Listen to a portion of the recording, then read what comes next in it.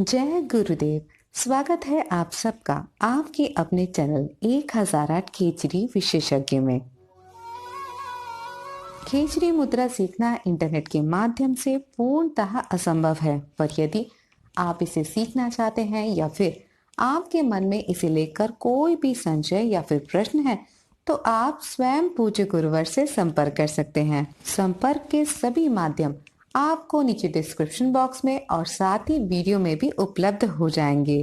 परंतु आप सभी के अनुरोध पर आपके भक्ति मार्ग को प्रशस्त करने के लिए और आपके मन में उठने वाले संशयों को दूर करने के लिए हम लेके आते हैं कुछ खास वीडियो। तो इसी श्रृंखला में आज भी लेके आए हैं एक खास वीडियो। तो चलिए बिना देर किए करते हैं अपनी इस आध्यात्मिक यात्रा का शुभारंभ। हम सभी लोग भगवान की कृपा चाहते हैं और चाहते हैं कि भगवान हमारे हर कष्ट को, हमारे हर संकट को हर ले। और बहुत सारे लोगों के जीवन में ऐसा होता भी है कि जब भी उनका जीवन अंधकार से भरता है और आशा की एक भी किरण आसपास ना हो, तो हर बार अचानक कुछ ऐसा होता है जिसे हम चमत्कार कहते हैं और आप बहुत ही सहजता से उस संकट से बाहर आ जाते हैं। अगर आप भी ऐसे ही जीवन की कामना करते हैं तो आज के वीडियो को बहुत ही ध्यान से सुनिएगा और समझिएगा, क्योंकि आज मैं बताने वाली हूँ कुछ ऐसे गुण जो देवीय शक्तियों को आकर्षित करते हैं और आपकी मदद के लिए विवश करते हैं। तो चलिए जानते हैं कौन से हैं वो गुण। तो सबसे पहला गुण है शुद्ध और पवित्र चरित्र। आप विवाहित हो या फिर अविवाहित, इससे कोई फर्क नहीं पड़ता। महत्वपूर्ण बात यह है कि आपको अपनी सीमाओं में रहकर अपनी पवित्रता को बनाए रखना आवश्यक है।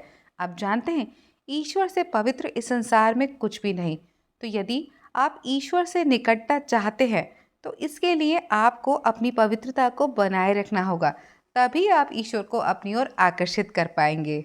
दूसरी बात है ब्रह्म मुहूर्त में उठना। ऐसा कहा जाता है कि ब्रह्म मुहूर्त में ब्रह्मांड में दिव्य शक्तियों की बरसात होती है। इसीलिए ब्रह्म मुहूर्त में उठने वाले लोग ऐसी शक्तियों के संपर्क में शीघ्र आते हैं और उन्हें अपनी ओर आकर्षित कर लेते हैं। तीसरा गुण है निर्मल मन। रामचरितमानस में एक चौपाई आती है जो आप में से सबने सुनी होगी, जो कुछ इस तरह से है कि निर्मल मन जन सो मोहि पावा, मोहि कपट छल छिद्र न भावा, भेद लेन पटवा दस सीसा, तबहु न कहू भय हानि कपीसा। अर्थात भगवान को निर्मल मन के लोग पसंद हैं। ऐसे लोग जो छल और कपट से दूर होते हैं। यह समझने वाली बात यह है कि निर्मल मन का अर्थ है ऐसे लोग जो दूसरों के दोषों पर केंद्रित नहीं रहते, जो सबके बारे में अच्छा सोचते हैं और अच्छा ही करते हैं।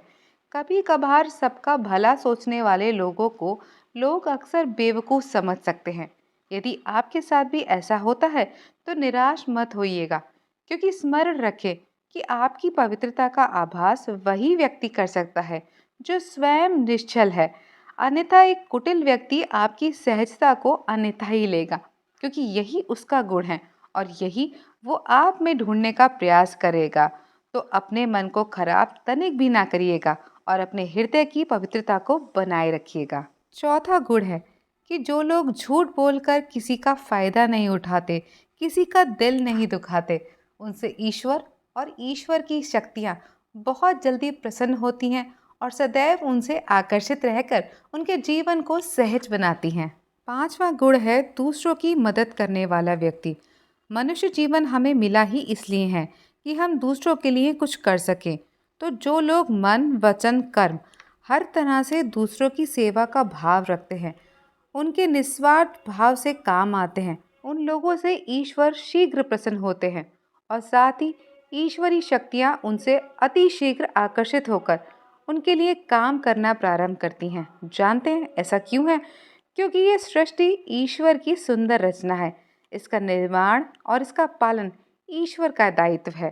तो जब भी कोई व्यक्ति ईश्वर की सृष्टि में, उसकी रचना में, जैसे कि जीव जंतु, मनुष्य, पेड़, प्रकृति, किसी की भी उन्नति के लिए, उसके कष्ट निवारण के लिए काम करता है, तो ईश्वर को सहयोग करता है।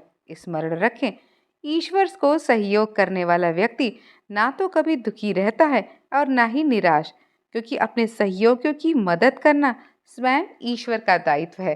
इसीलिए हर क्षण अच्छे मनुष्य होने का प्रमाण दीजिएगा। इसी के साथ आशा करती हूँ कि मेरी बात आप तक पहुँची होगी और आप भी अपने अंदर इन गुणों का विस्तार अवश्य करेंगे।